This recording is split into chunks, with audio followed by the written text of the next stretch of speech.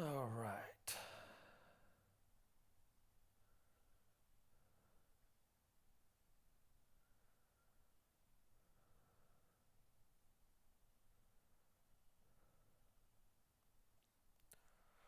Almost ready.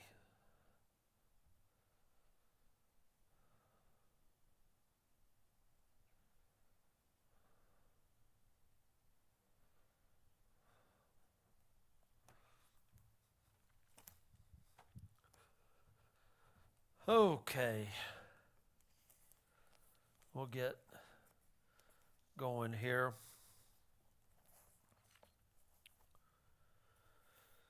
Uh, Today we'll be mostly in the Gospel of John, and we're still on this follow me.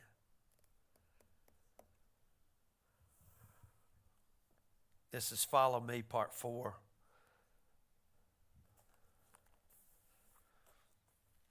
You know, it's amazing to me. Um, we call it the Great Commission from Matthew, which we looked at last week. And, this whole series is kind of built around that, this discipleship, this follow me. And I wonder in the church sometimes,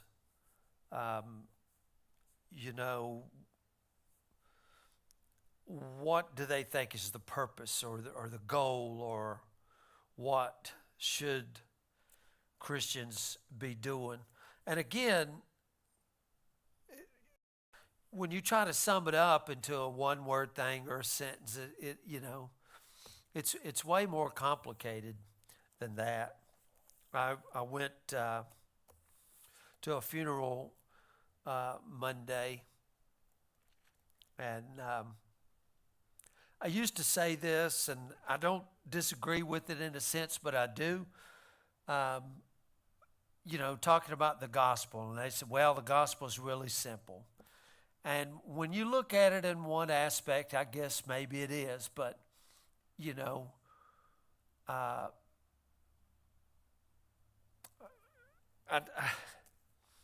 I guess it's the usage of words.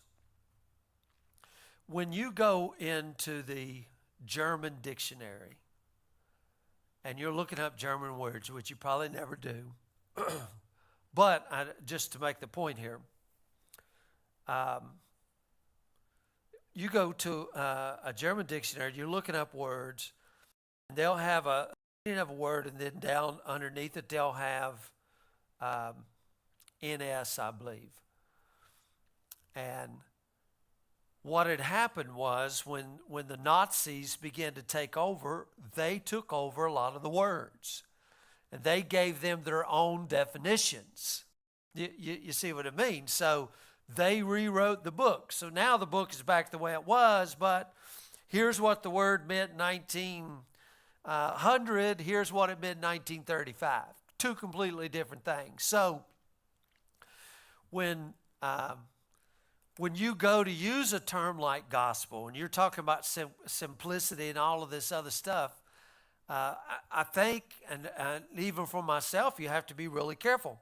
I was listening to this one of the little shorts things today, and one of the big prosperity preachers, one of the big Texas guy, I'm trying to think of his name. He's got the beady eyes, maybe Kenneth Copeland. And he was talking about, preach the gospel to the poor. And to him, it wasn't, as Matthew says, poor in spirit. He's talking about the real poor people. And he told him, he said, if you got 2 nickels, one of them belongs to the church. And he said, the reason you're poor is because you don't tithe. And he starts pointing his finger and says, that's the gospel. That's the gospel. You tithe. And the reason you're poor is because you don't tithe. So see, they grab a word like gospel and really mutilate it. So when I talk about it being simple, it is simple, but it's not simple. I mean, it's very, very complicated and multi-layered, so to speak. And that's something that you have to look at. I mean, we're talking about follow me. What does that mean, follow me? And I will say this. When you look up that word, and I think Paul says it, let me flip over there if I can find it in this new Bible real quick. I think it's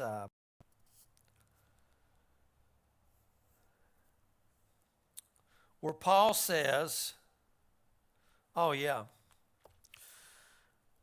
and this NAS, therefore is Ephesians 5:1, therefore be imitators of God, or followers. And that's what this word is, because how are you going to follow Jesus, honestly, who is invisible, whom we don't see? I mean, really, follow me. We should do it with a teacher, line up, and if, the teacher would go this way. So this is an imitation, the very thing we were talking about a while back with Rene Girard and this mimic theory. Follow me. And we're being beckoned through the whole New Testament to follow him. Last week we looked at Matthew's gospel and why would we follow him, and come to find out, wow, this Jesus is the real king and all of this stuff and the coronation and he ends his gospel, follow me, and then go make disciples. Why would we make disciples? Because he did. Why would we go and baptize? Because he was baptized. And I mean, Jesus didn't baptize, but in a sense he did. And, because we are baptized into him and teach them to obey everything that I've commanded. So there's a whole lot there. And as we go through this, we're just looking at this follow me. To me, it's like a mission. It's like a goal, vocation, so to speak. So today we're going to look at this follow me from John's gospel. I want to give you a verse here. And the Word became flesh, John 1:14, dwelt among us. We beheld his glory. Glory is of the only, this NAS says, only Son from the Father, full of grace and truth.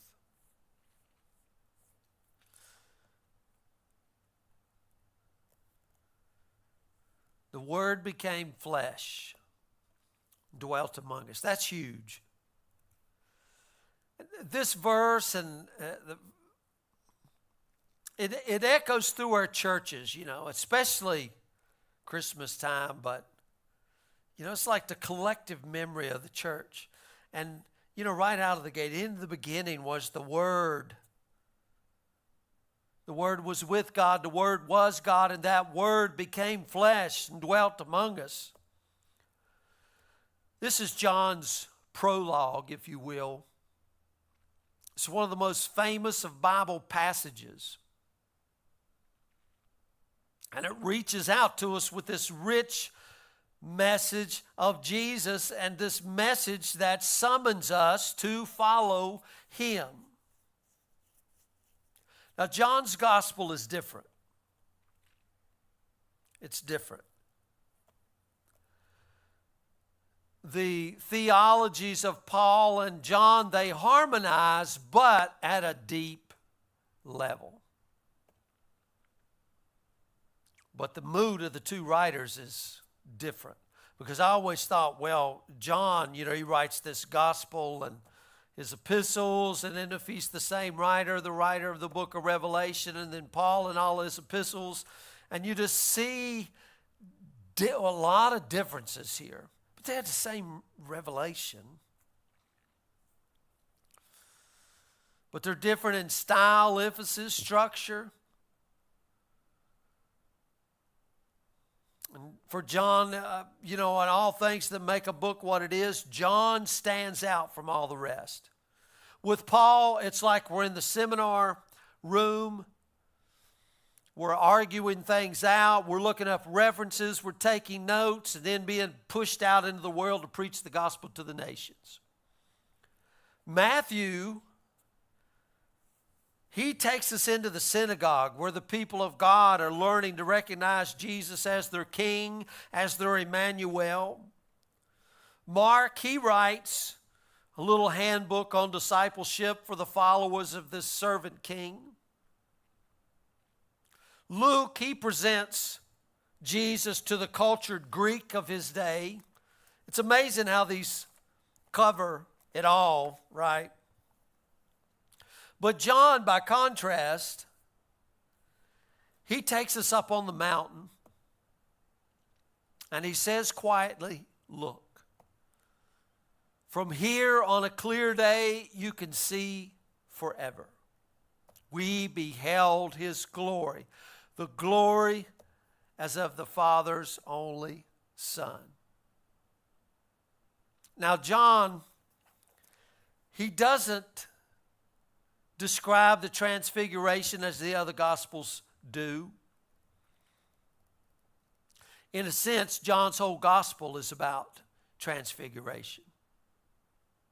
He invites us, John does, he invites us to be still and know and to look again into the human face of Jesus of Nazareth until this awesome knowledge comes over us, wave after terrifying wave, that we are really looking into the human face of the living God. I still can't get over that. It's still amazing to me. And honestly, when I look around, it's one of the things that has really, I guess, gotten a hold of me lately is more of the reverence or the fear or the awesomeness of who God is and how he's taken so lightly, And I kind of get it in one sense because people are in denominations sometimes and they're taught of a mean and vindictive God. And then you find out that he's not that way. So then the pendulum swings over here to say, hey, God is way over here, and we can never forget that he's king. Yes, servant king, but he's still king, and his glory fills the whole earth, and he's all authority in heaven and in earth is his. And we can never forget these things of the awesomeness of God. And I think a lot of it has to do with American culture, honestly, especially nowadays when, I go back and I was thinking of this. How can you teach reverence for God when you don't even have reverence in the home, when children don't reverence their parents? Now, this is kind of a learned thing, and it should be taught from all the way up. So if children don't reverence their parents, they're never going to reverence God. So you can kind of see how these things work out or become a mess.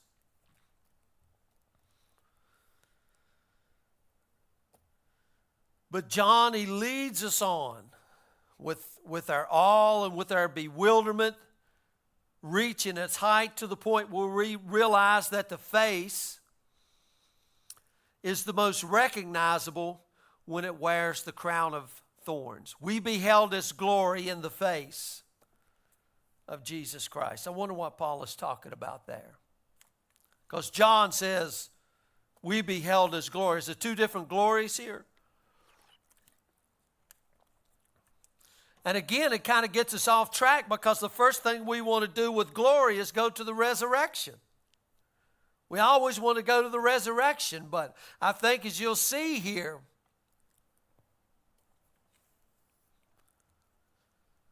It's most recognizable when he has on this crown of thorns.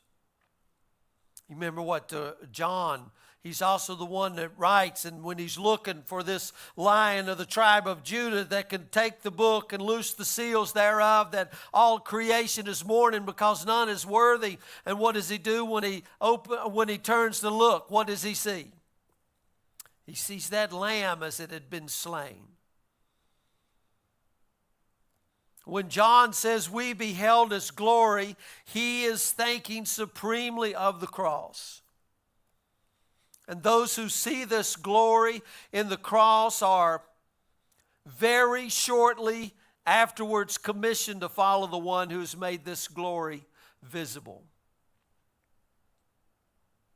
So we're going to explore 3 out of the dozens of strands that make up this amazing tapestry, if you will. The first one is all about signpost. You've probably heard sermons on that. And John is a very canny writer because he gets us to do half the work. In one of the early scenes, he tells the story about a wedding at Cana. Jesus turning the water into wine. And John's comment at the end of the story kind of hooks into the prologue and at the same time points us forward into this sequence of signposts, or this beginning of signs Jesus did in Cana. That's chapter 2, verse 11. This beginning of his signs Jesus did in Cana of Galilee and revealed his glory, and his disciples believed in him. So you could, now remember this whole book here, we beheld his glory. We're looking for this glory, right? This glory. And I know you go to John 17, I just want to read a verse here that has been quoted 10,000 times, but it's always put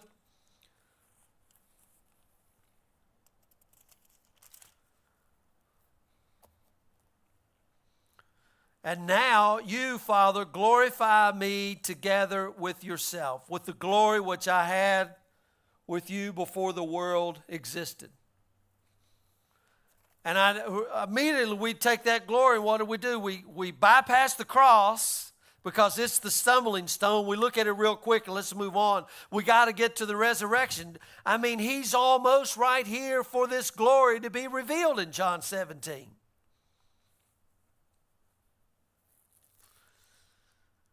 But this beginning of signs, the beginning of a signpost, the Word became flesh and celebrated a friend's wedding. And in that we beheld his glory, the glory as of one who takes the ordinary and transforms it into the extraordinary. And by saying it's the first sign, John is alerting us that there's going to be more, right? You wouldn't call it the first one without there going to be a second or a third or a fourth. So at the end of the 4th chapter, we have the centurion's servant. Jesus heals at a long distance.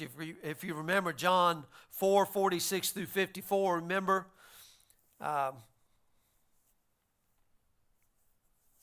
He heals at a long distance.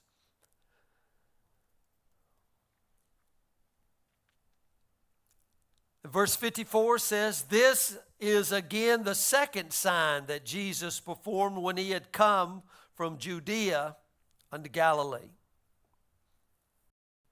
So the Word became flesh and healed the sick, and we beheld his glory, glory as of the sovereign giver of life, the healer. And having pointed out these 2 signs, John says in effect, okay guys, you're on your own from here. He wants us to keep our eyes open and to keep counting. The very next chapter, Chapter 5 opens with a third sign, the healing of the man of the pool of Bethesda. Chapter 6, another sign, the feeding of the 5,000 in the wilderness. Chapter 9 gives us the healing of the man born blind. Chapter 11 tells us the story of raising Lazarus from the dead. If you've been keeping track, that's 6 signs so far, 6 signposts. 6 signposts in the first half of the gospel, which runs from chapter 1 to chapter 12. After that, we get into chapter 13. We move into the upper room where we have the foot washing, the long farewell discourses, and then we come to the crucifixion itself.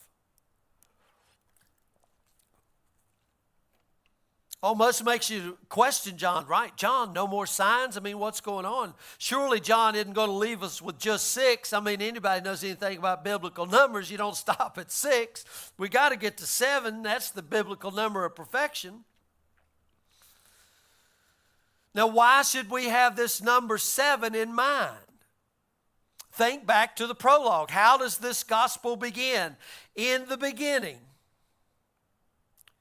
John starts off. You remember last week we said Matthew's gospel was divided up like the Pentateuch, the 5 chapters. Well, John, he's writing as if he's giving us a brand new Genesis, a brand new creation story. So he starts it out in the same way. In the beginning, God created the heaven and the earth. In the beginning was the Word. The Word was with God, and the Word was God. He's given us like he's writing a new creation story. And he is. What's the 7th sign? The whole movement of the story gives us the answer, because the cross of Jesus, the crucifixion of Jesus, is the 7th sign. That's where the glory of God is supremely revealed. John is inviting us to see the Mount of Calvary as the Mount of Transfiguration. The Word became flesh and died among us, and we beheld His glory, the glory as of one who lays his life down for his friends. Now, these signs, they're the first strand. Remember, I told you there was 3 I wanted to look at that I want us to keep in mind here. Because what do? They bring our eyes up to the cross. We got to keep our eyes there. And that first strand, these are supported by the second strand, which is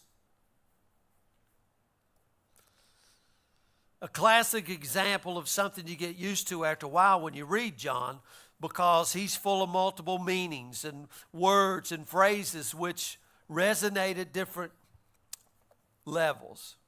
I was thinking of some of the word usages, because if I told you,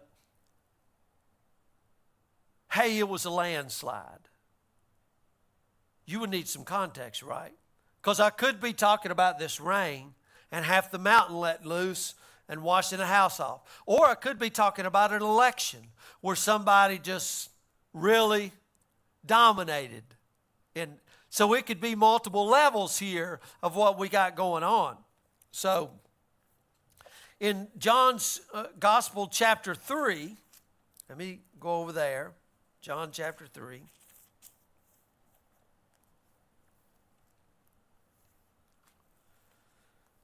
Verse 14.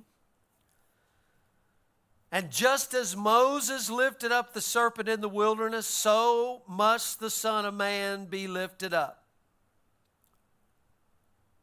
so that everyone who believes will have eternal life in him. For God so loved the world, you know the verse. I've thought a lot about these verses here. What does it mean that the Son of Man must be lifted up? Imagine, you're reading this gospel for the very first time. This is, I mean, you're reading it the very first time. Now, at one level, you're going to know this is a reference to the cross, right? I mean, you're going to know that. On the cross, Jesus is lifted up above the earth, lifted up in the place of shame, of hard and bitter agony. The place and posture which symbolize what? A world gone wrong because we have crucified the Lord of glory, the scripture said. I mean, that can't be right. That shows us how far off track that this creation has come. But at another level, deeper level, this lifting up of Jesus refers once more to what? Glory. It carries the meaning of exaltation and glory. On the cross, Jesus lifted up as the true revelation of God, lifted up in the supreme work of love, of heartfelt compassion, the place and the posture which now symbolize the yearning love of the Creator for His lost and self-destructive world.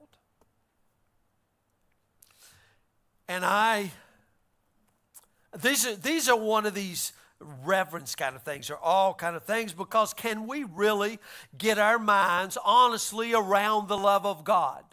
Can we plumb the depths of this? Paul would talk in Ephesians that we might know the length and the breadth and the height and the depth. He talks about a peace that passes understanding. Can we really get our minds around the love of God? And not this petty stuff that people bring out that, hey, anything goes in the love of God and I'm free and I can go do whatever. That's petty, childish stuff. I'm talking John in the book of Revelation is in the presence of the love of God and he's on his face. We can't forget. We think he's standing there with staff in his hand and he's ready to kill everybody. He's in the presence of God who is love, the risen Jesus, and he's on his face because that's what this great love does. I mean, maybe in our minds we can imagine a creator God, a God, if we try hard enough, who is lonely and there's nothing and he begins to create. We can imagine that. Probably without much difficulty, we can imagine a judging God because we all sat in this judgment seat ourselves, judging this one good, this one bad, this is right, this is wrong. I mean, we can picture that. But try imagining a God who sees his own creation in rebellion and loves it so much that he comes in person to take its agony, its hurt, its pain upon himself. And who thereby reveals his true self in that most fully and gloriously. See, that's not easy to get a hold of. And the only way that you can do it and keep the picture in focus is to understand the cross as the lifting up of Jesus in both senses. Both. Yes, it was glory. Yes, it was humiliating. It was exaltation. It was agony. All right there together. I mean, that's tough. And this lifting up carries a further echo as well. Remember, as Moses lifted up the serpent in the wilderness? I mean, we got to go back. I mean, what in the world are we talking about here? Why would John bring this in to the New Testament? I mean, we have this story. In Numbers 24, the people of Israel sinned by murmuring and complaining against the Lord, and they incur this plague of poisonous serpents. And let me stop right there. And I know what the scripture says. God sent the serpent. I think it says God sent the serpents. And this is kind of one of the things I was hearing the other day, and it's like punishment. Punishment. They complain, I'm going to send serpents and they're going to bite you and you're going to die. I mean, that's pretty radical. So, and I'm making a comparison here because some will say, well, that was Old Testament, we're in the New Testament now. Okay, I get that. But here's a verse that New Testament people don't want to hear. The same yesterday, today, and forever. So what do you do with these things? I mean, here it is. You're murmuring and complaining, and these serpents are coming up. You know, I think about these things in my mind sometimes. I saw a thing today. Can a Christian have a demon? I think we've talked about some of this before. And again, landslide, I would say. It depends on how we're going to use these words and what are the contexts. Because I'm going to tell you what, even we as Christians, Paul wouldn't have wrote these epistles, and John wouldn't have wrote these epistles if we aren't susceptible to being under the influence of bad doctrine and bad teachings. And you can call them whatever you want to call them, but all of us are susceptible to believing lies. We are. So you can call it what you want, but daggone, you better, wisdom is the principal thing here. So when I go and I look at the story of the serpents, what's really going on here? And I don't want to go down this road. I just want to run this rabbit out of the road just a little bit, maybe.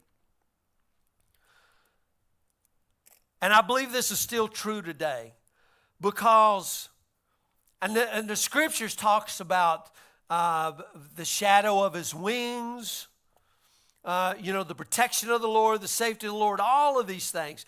There really is a divine protection that God gives his people. Now, can we walk away from that? And I'm going to tell you what, you can.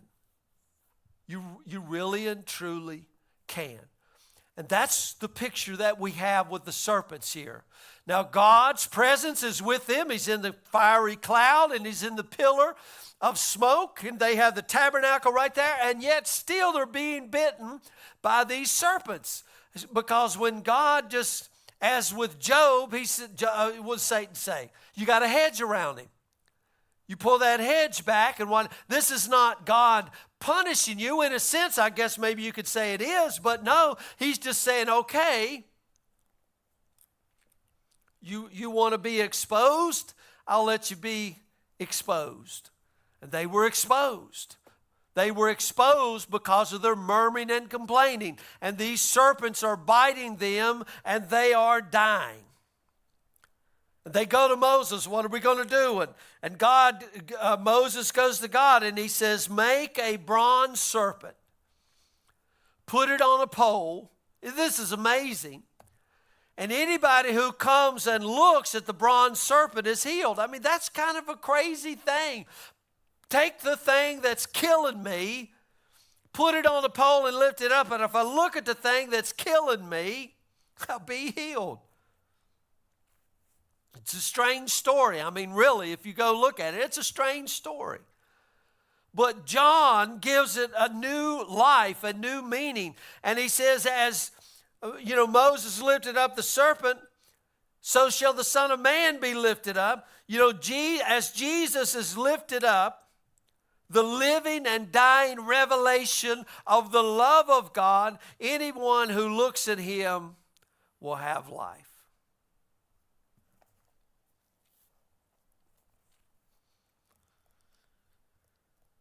The same image is used in John 12. We'll read all of this. I think John 12 may be one of my favorite chapters in all the Bible. But it's the same image there in John 12 to show how the death of Jesus will throw open the gates to the whole world to find new life in this living and dying love. The whole world. Jesus has arrived in Jerusalem. The crowds are shouting Hosanna as he comes into town. Some of the Greeks are there for the Passover and they want to see Jesus. We have talked about this before. Philip, they come to Philip, we would see Jesus. Jesus says the hour has come for the Son of Man to be glorified. We beheld his glory. Just go through the Gospel of John and look at all of this glory. And then he says, truly, truly, I say to you, unless a grain of wheat falls into the earth and dies, it remains alone. Why are you telling me all of this? These guys want to see it. Just let them come on in. Well, they can't because they're blocked off, and this glory has got to be revealed. And he goes on here. The hour has come for the Son of Man to be glorified. I wonder what hour he's talking about. Do you think it's the same hour that back over in the wedding at Cana? Remember what he told his mom? My hour is not yet come. And now here in John 12, we're getting ready to get into the upper room in John 13 when his hour is really going to come. And now he begins to talk about it. The hour has come for the Son of Man to be glorified. What is he talking about? If we, you go on here and you read this, now my soul has become troubled. For what am I to say? Father, save me from this hour. But for this purpose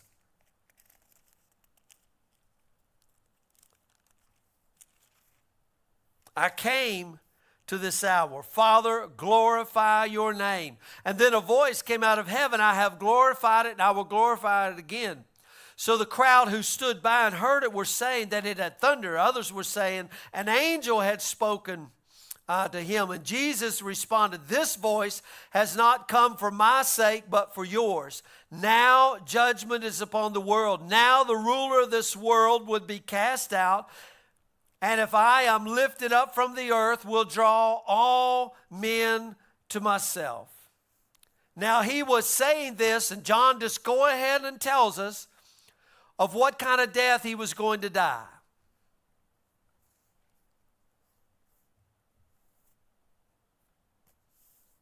The crowd then answered, we have heard from the law that the Christ is to remain forever. And how is it that you say the Son of Man must be lifted up? Who is this Son of Man? I love that question. Who is this Son of Man? They're asking him right there. Goodness gracious. And here is more or less the full set of John's imagery of the Passion. This grain of wheat must fall into the ground and what? Died. And this is the hour for which Jesus has been waiting. His death is not going to be this sad accident that cuts short a promising career, but the climax and the purpose of his whole work.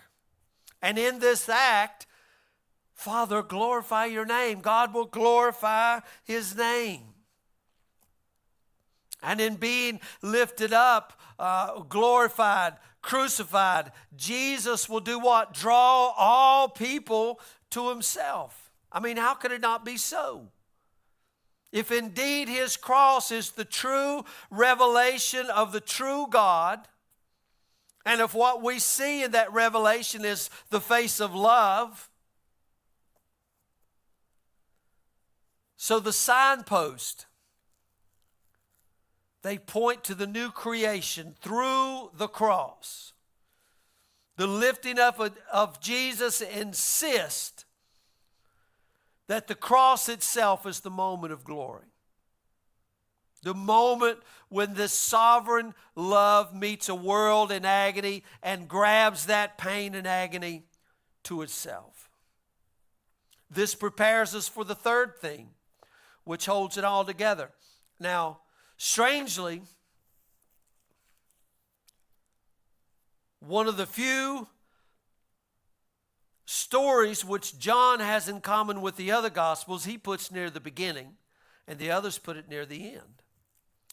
And that's back in chapter 2 again,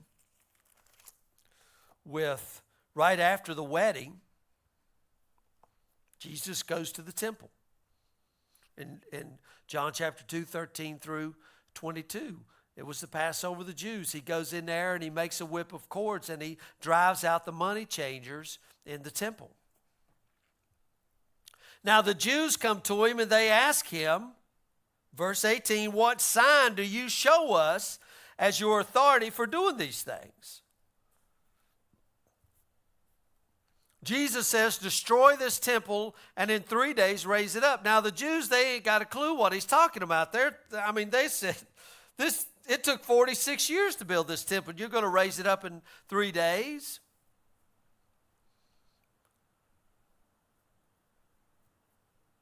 But he explains, verse 21, but he was speaking about the temple of his body.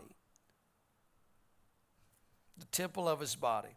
Now we've got to remember here, for the Jews, the temple was where the one true God had promised to make his home. Got to remember that.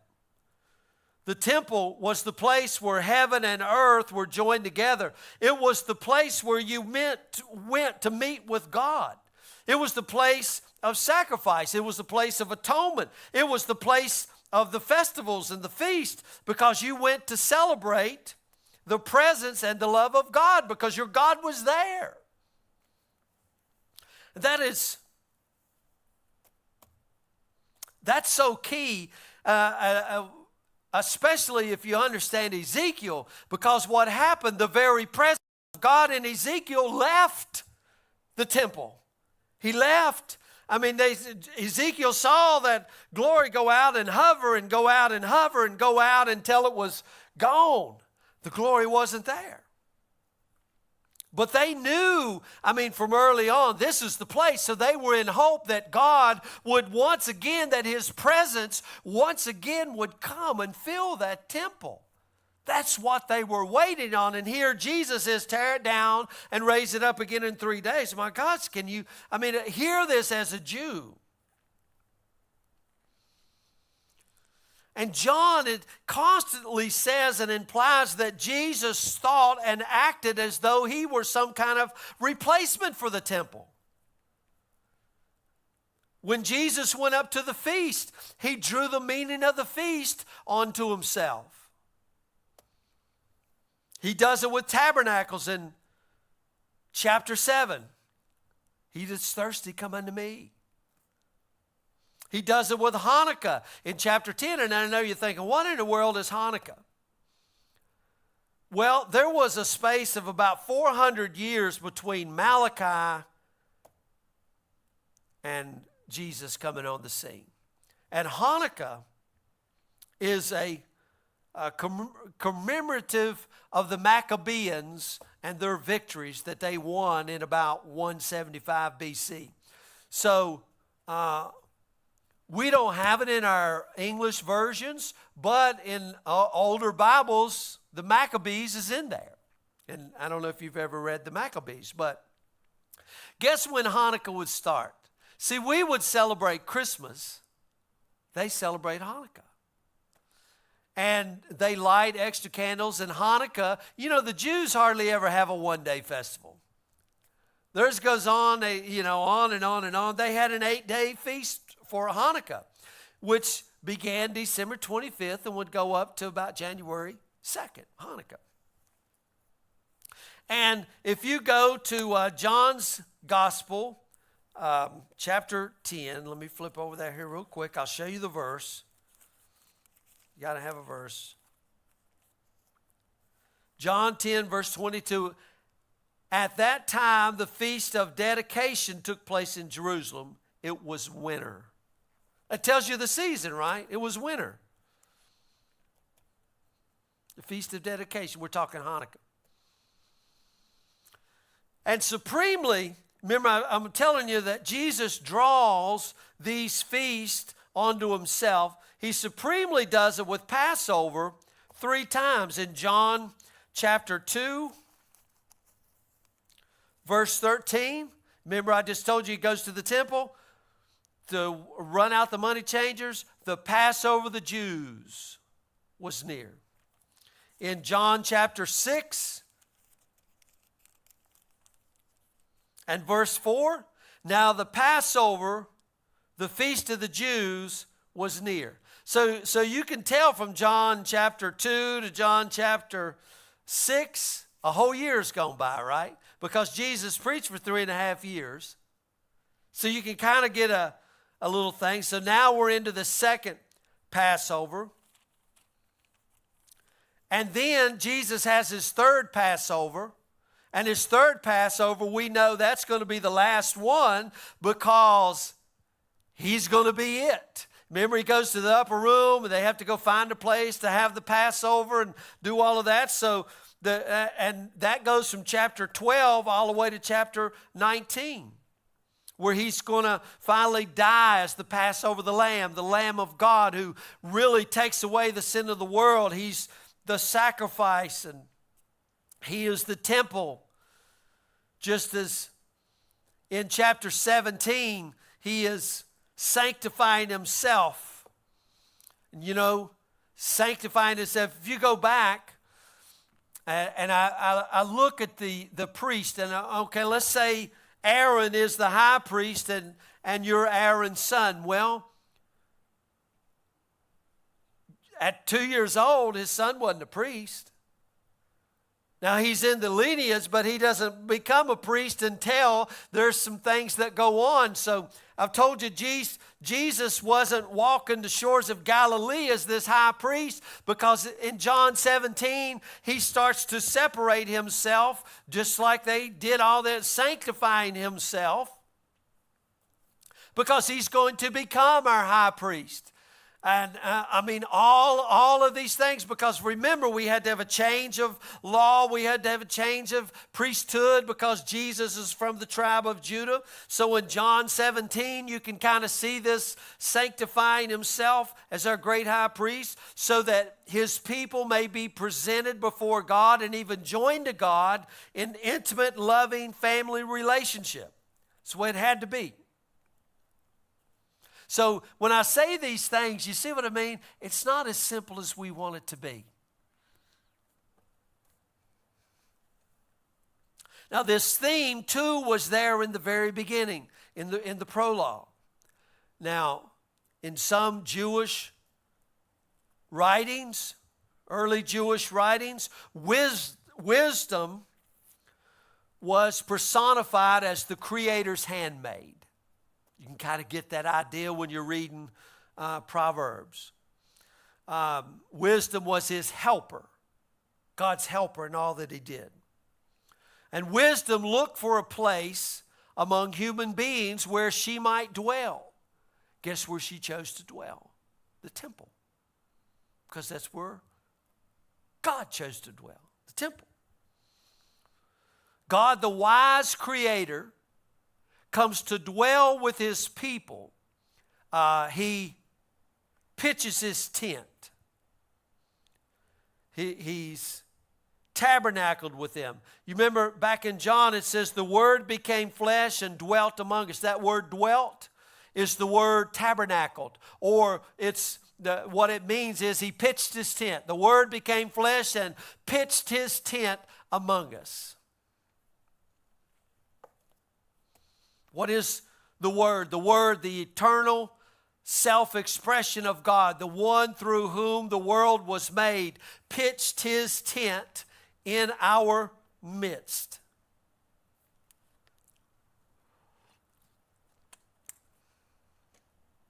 Only instead of taking place in a building, in the temple in Jerusalem, it took place in a human being. No longer shall we go to Jerusalem to behold the beauty of the Lord and to seek him in his temple. That's out of Psalms 27. David longed to go to the house of the Lord and all of that. And that's Psalm 27. It's beautiful, but no longer do we have to do that. All that the Psalms say of the temple has now come true in the person of Jesus. We beheld his glory, John says. John is not saying, oh my God, you guys have got to come to Jerusalem and see how wonderful the temple is. It's great in 46 years and look at the gold and how it shines. John says, no. You really want Solomon's temple pales in comparison. We beheld his glory, the glory as of the only Son of the Father. And he pitched his tent among us. And the signs point to this great act of the cross and explain its significance. Jesus' lifting up or his glorification stresses that the crucifixion is the great revelation of the glory of God. Right there it is. The God of saving and healing love. And now we can see why those two things are true. The one who was crucified is the true and the living God. God was in Christ. But how can the living God become a human being? I mean, God is spirit. How does it make sense? It makes sense precisely in terms of the creation story, which John hits us with right in the beginning. The climax of the creation in Genesis was what? The making of the human beings in the image and likeness of God. And the great work of the sixth day, bringing creation to its completion, right? The climax of John's prologue is the incarnation of the Word. The Word became flesh. Because humans were meant to reflect God so that one day God could appropriately become human. And in case we miss the point, John has that scene near the end. Let me go over there. When Jesus is on trial before Pilate. John chapter 19.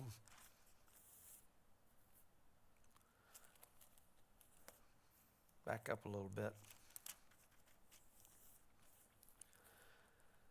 Pilate has had Jesus flogged. He dresses him up in the purple robe, puts a crown of thorns on his head. He brings him out before the crowd, John 19:5, and listen to what he says.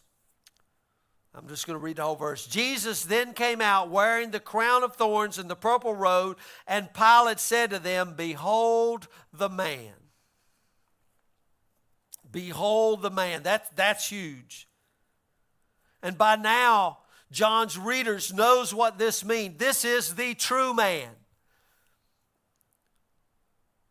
The truly human being, the only one that's ever been. This is him. Behold the man. Look at him. He's been beat to a pulp. His face is all messed up and his beard's pulled out. He's got a crown of thorns on. I mean, he looks like a mess. Look at him. Behold the man. The one who, crown of thorns and all, truly reflects the image of the loving Creator. Because he is the image of the loving Creator, the wisdom of God, the Word of God, the creative self-expression of God is on display right there. Now see, that's why we don't get it, and we don't want to go look at that picture, because we want resurrection, and we want glowing and all. We don't want blood, and we don't want that mess. We don't want that cross. We don't want that. Just skip all of that and let's go over here.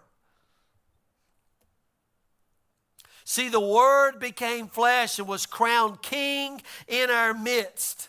And we beheld his glory. Glory as of the human bleeding figure, the one given by the Father to save the world.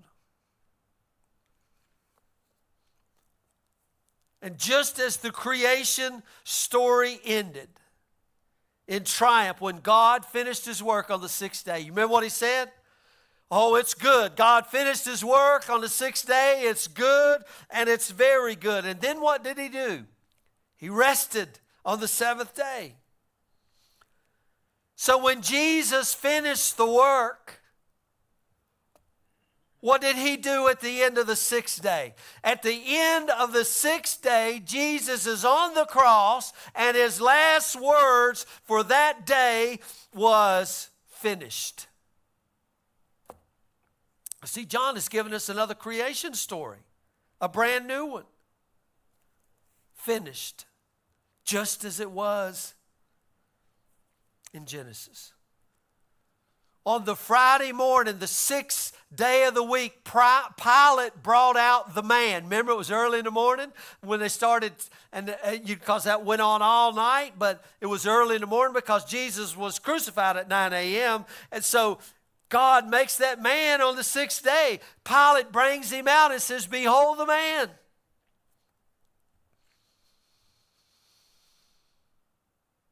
Pilate brought out the man who was God incarnate. On Friday afternoon, God incarnate finished the work that he had undertaken. And on the seventh day, God incarnate rested in the tomb, rested from his completed labor. See, the Word became flesh and slept among us, and we beheld his glory, glory as of the loving God who has finished the work of redemption.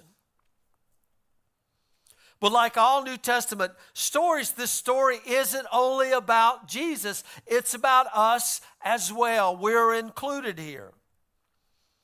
Because Jesus being lifted up will draw us all to himself to enable us to be for the world what he was to the world. As he is, so are we. Now I know what we do with those verses. I don't want to go down that road. The prologue says that to all who received him, all who believed in his name, he gave the right to become the sons of God. Or he who believes in me, out of his belly or out of his heart shall flow rivers of living water. You think that's a reference to Genesis? That's absolutely a reference to Genesis, because what happens? A river that went out was parted into four heads and went this way and that way and this way. And now he says, wow, this is going to be you. I mean, this is temple image in Ezekiel 47. You see coming right out of the temple this river of life. Only now the rivers of living water that flow out of the temple of God in the new creation come not just from Jesus, because remember when he's pierced, out flowed that water, right? Blood and water flowed out of his eyes. But then he says, it's going to come out of you too. And amazing here is something that people don't like to really get, but when did the water flow out? When he was crucified. And what does Jesus tell us over and over? If he's going to follow me, let him take up his cross and follow me. So, I mean, just get a hold of that and let that kind of sink in a little bit.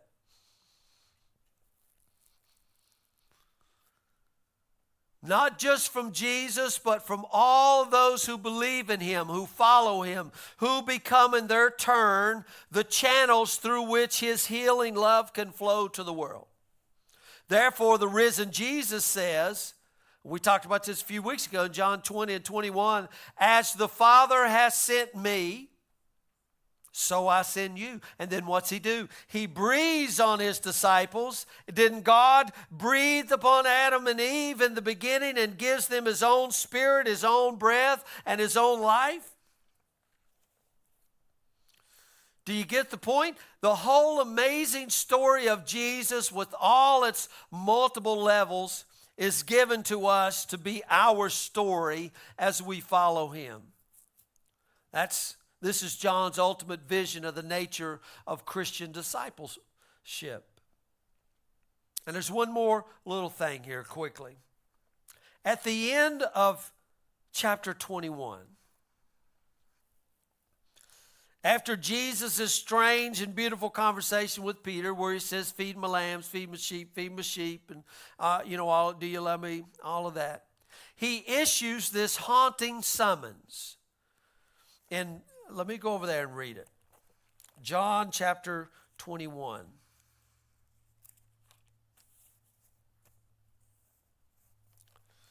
I'm going to back up here a little.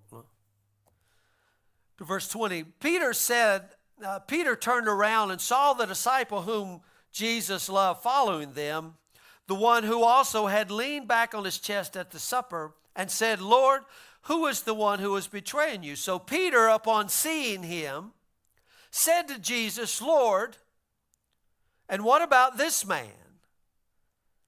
And Jesus said to him, if I want him to remain until I come, what is that to you?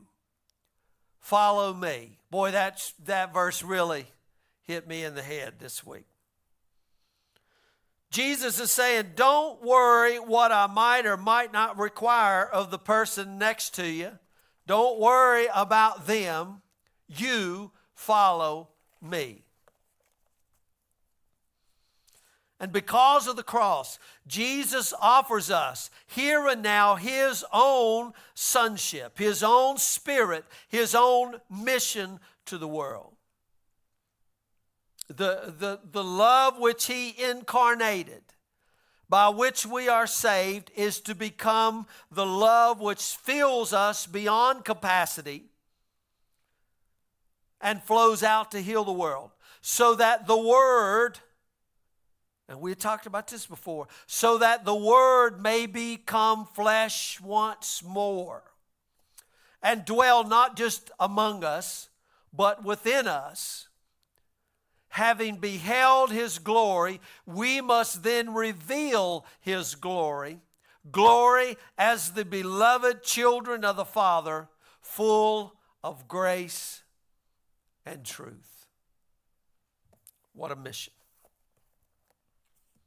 Anyway, next week, I think we're going to be in the Gospel of Mark. So you can be looking over that. And we'll quit with that.